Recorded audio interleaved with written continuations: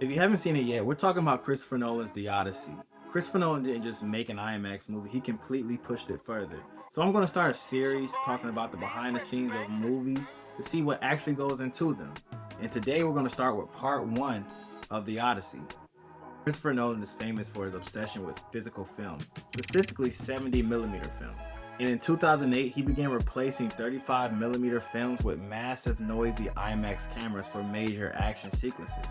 Over the years, he pushed the format further and now shooting a whole feature film completely done on IMAX. And ever since 2008, all of his films have been shot on an IMAX camera with the exception of Inception, which was still shot for IMAX, but an IMAX camera was too big and noisy for the handheld shots that Inception was trying to produce. Think of it like a painting. If I gave you a massive canvas so you can add all the details that you want in it, the skin texture, the hair follicles, anything you need, and then I take that canvas and shrink it down to, let's say, a sticky note, you'll have to sacrifice some of the details just for all the information to fit in. And that's essentially what happens with IMAX films. It gives filmmakers a canvas to capture the world.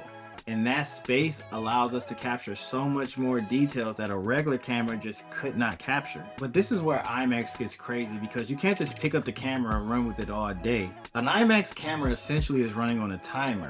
You basically get 3 minutes before that giant roll of film runs out.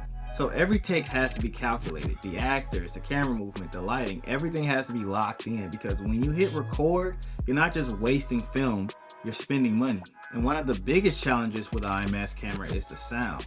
These cameras are like having a lawnmower running right beside the camera when it's filming. And the reason for that is because IMAX uses 70mm film. This camera has to physically pull huge pieces of film through 24 frames per second, and that requires a massive motor. And for years, Nolan had to work around this. They would film a whole scene, they cut the camera off and have the actors record their dialogue separately, or they would record the dialogue later on in the studio. But for The Odyssey, Nolan wanted to film everything live, including the quiet conversations. But it also made this already huge camera even heavier, pushing the whole setup to around 300 pounds. So when people say it just looks better on IMAX, there's a reason for that. It's not just a button that they press after the film is finished.